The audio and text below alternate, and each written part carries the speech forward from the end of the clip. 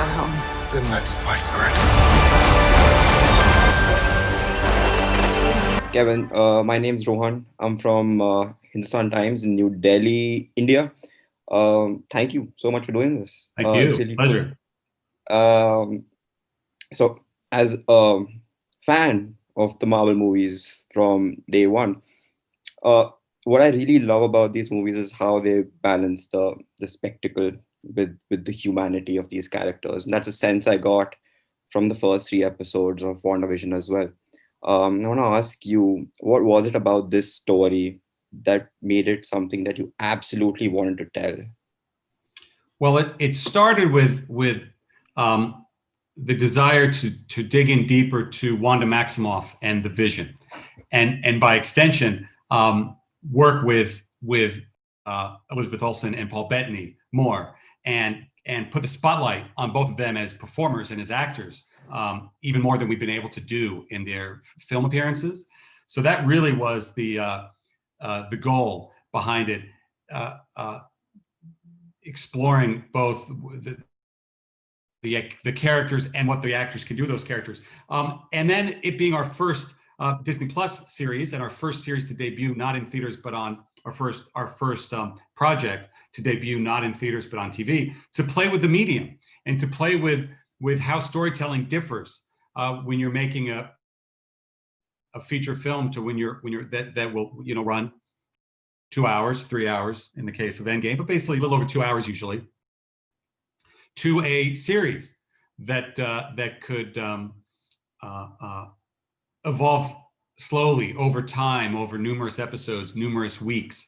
That was very exciting for us. And those characters are so rich, and what they had gone through in our films was so traumatic that this felt like the way to do that, and to do it in a way that we'd never done before, not just in 9 episodes instead of one movie, but with this tip of the hat to American sitcoms of the past, and to what, not just stylistically what they look like, and having the fun as we do in the first 3 episodes of matching with love the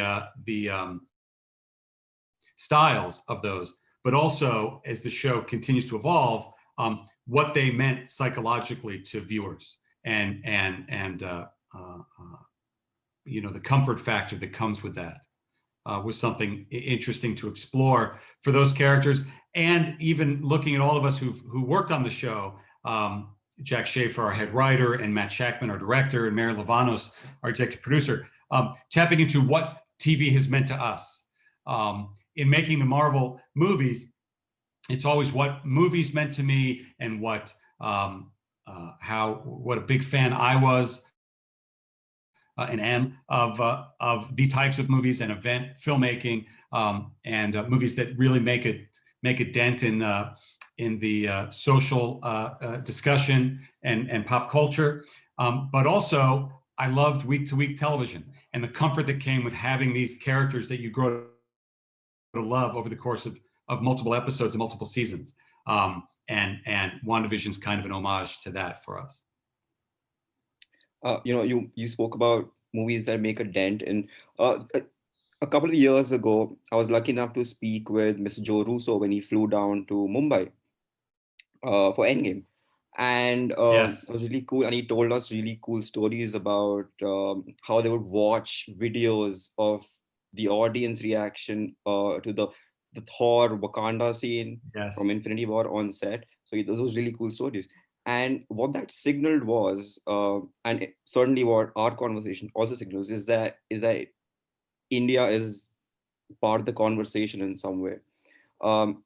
Now we've seen steps in South Asian representation for Marvel in Ms. Marvel. I want to ask you, what are the conversations that are happening specifically for the South Asian community and India, if there are any? Well, there are, and there are lots. I'm a big believer of the universality. Is that a word? The universal connections between all of us, and that these characters can connect on a global level. As, knock on wood, our movies have shown. We didn't sit down and say, what does this section of the world like? What is this section of the world like? What is this section of the world like? And let's formulate something that appeals to everyone. Honestly, we didn't do that.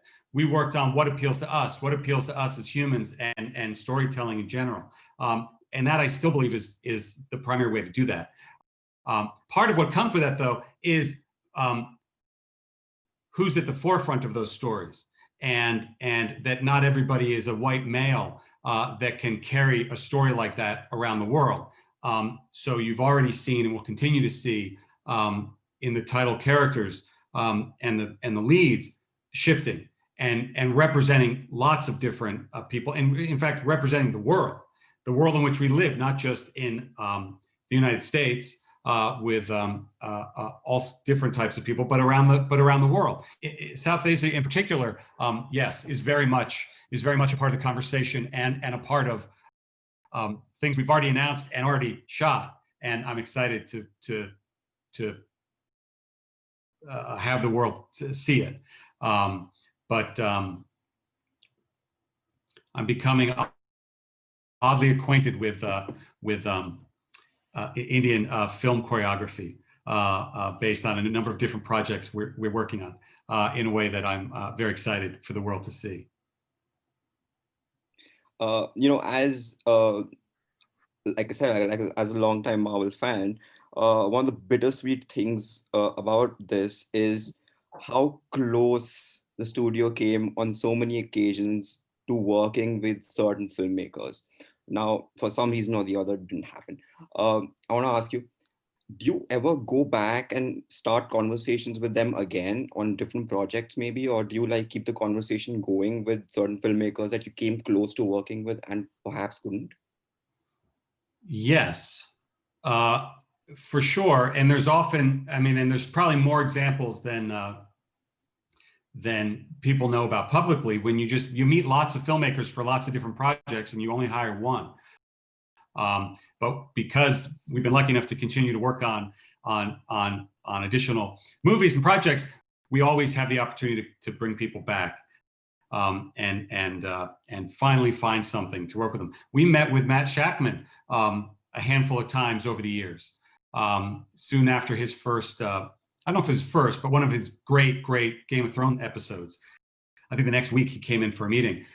And it wasn't until this that we found the perfect thing that he was, in my opinion, born to do. So that there are examples like that across the board.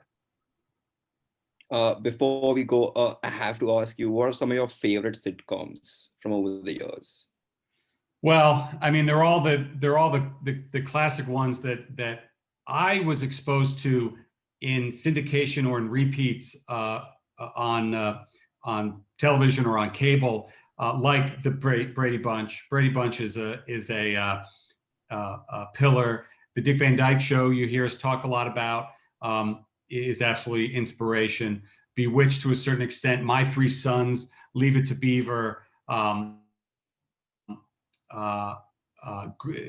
Family Ties, Growing Pains, Family Matters. Julia White just did our press conference for us, which was, I still sort of can't believe it. It was amazing.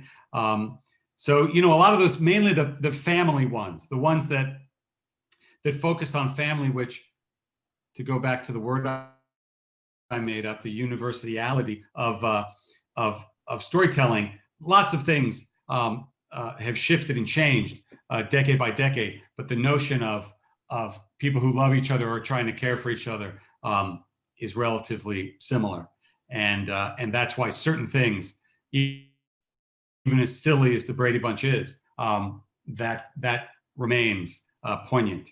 A lot of those issues. So sort of all of them are ones, but the Brady Bunch and the Dick Van Dyke Show are ones that I've shown to my kids. My kids have seen every episode of Brady Bunch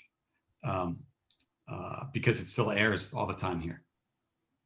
Isn't that what Wanda wants essentially? Is she wants a family and to make connections, right? I think that's right. I think that's absolutely right. Mr. Feige, thank you so much for doing this. Thank you. Pleasure. Hope to see you again, maybe in person someday, not over this weird Zoom. Yeah. All the Great. best. Bye-bye. Bye.